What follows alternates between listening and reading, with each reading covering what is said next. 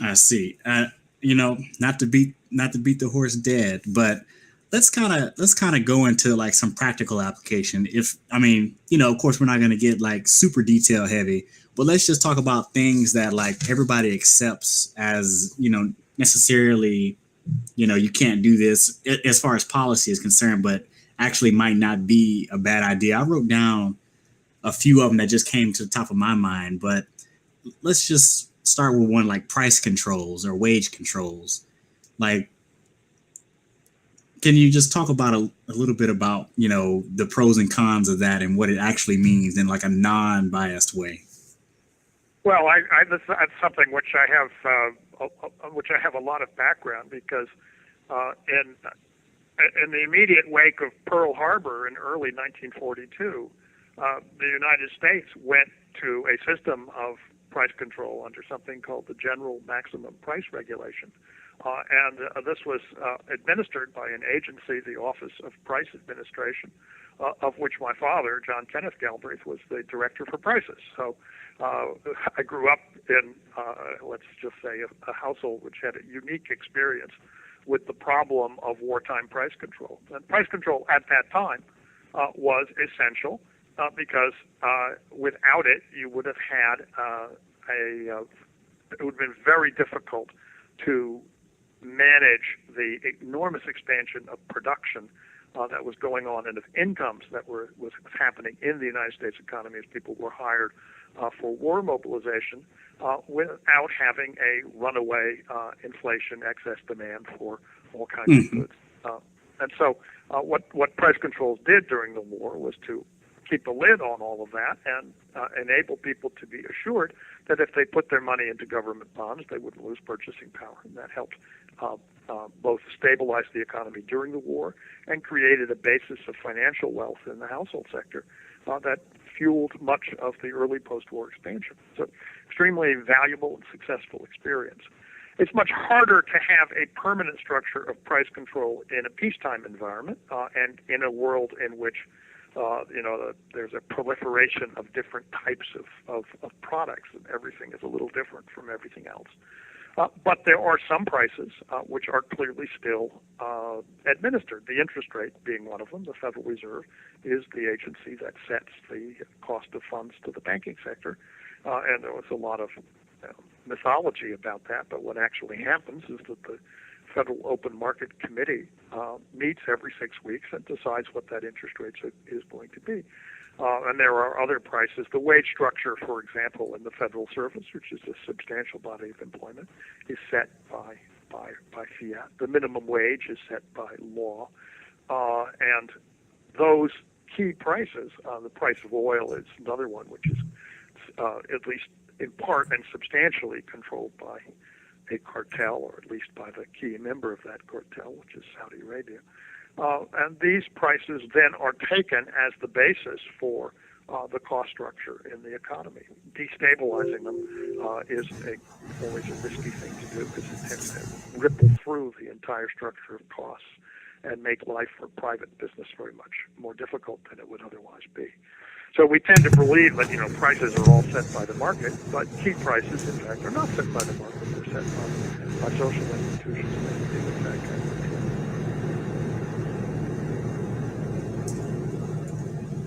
control. Oh, Professor, I kind of lost you right there. Could you repeat that last part?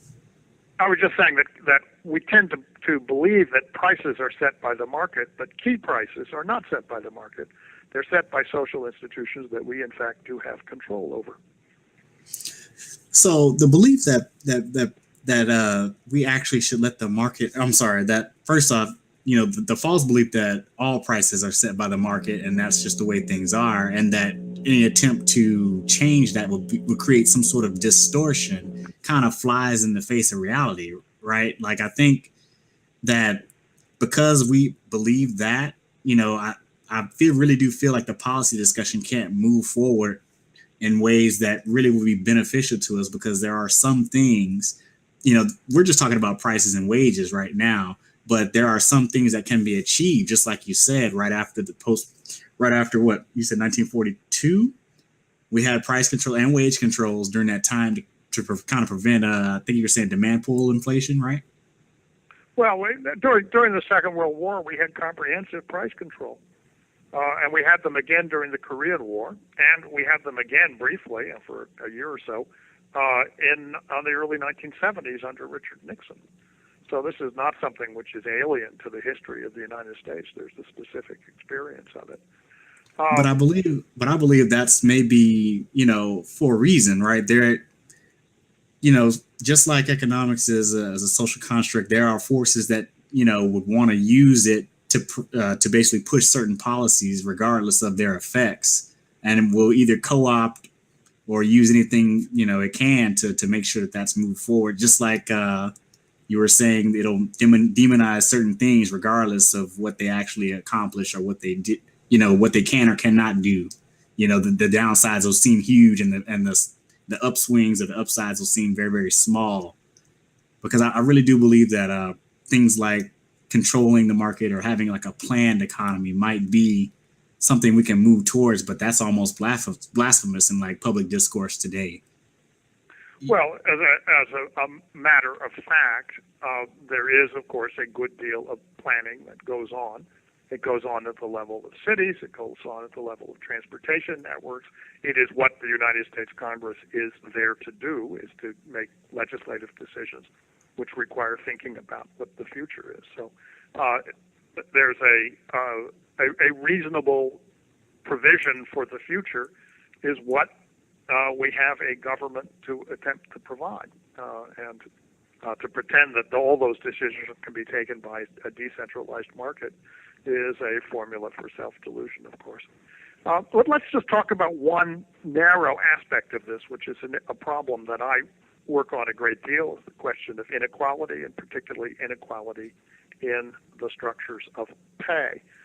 One aspect of that is a minimum wage, and whether the minimum wage should be raised by a lot, let's say, as the current proposal and now the Democratic platform urges, from $7.25 to $15 an hour.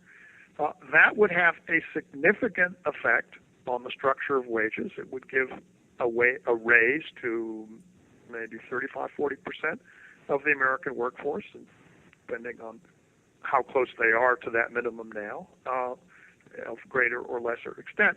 But it would create a wholly new structure of wages with a substantially higher bottom end. Now, would that be a good thing or a bad thing? That's a debate that the economics profession's been having for a long time. Some people say, well, with that cost of labor, people would lose their jobs, and it's probable that some would. But the other side of the story is twofold. One is that it would greatly increase the purchasing power in families with low-income earners, and those people would have more income, they would spend more, and so new jobs would be created to meet that demand. And the other thing, which is a longer-term effect, is that when you have a wage structure like that, you tend to encourage businesses to advance their investment in productivity, enhancing activities, and that raises overall productivity and living standards. So you have a couple of effects which work toward improving living standards and improving purchasing power against an effect which works on the cost of labor. And it's the experience of countries that have pursued that policy that the positive effects tend to predominate, that they tend to do pretty well out of that, which is why I think moving to a $15 minimum wage would be a very good thing. Now that's a judgment I would make as an overall student of political economy, but it's one about a social decision, if you like, a planning decision that needs to be taken by the public, by in effect, since the minimum wage is set by the government, and it needs to be taken by the United States Congress.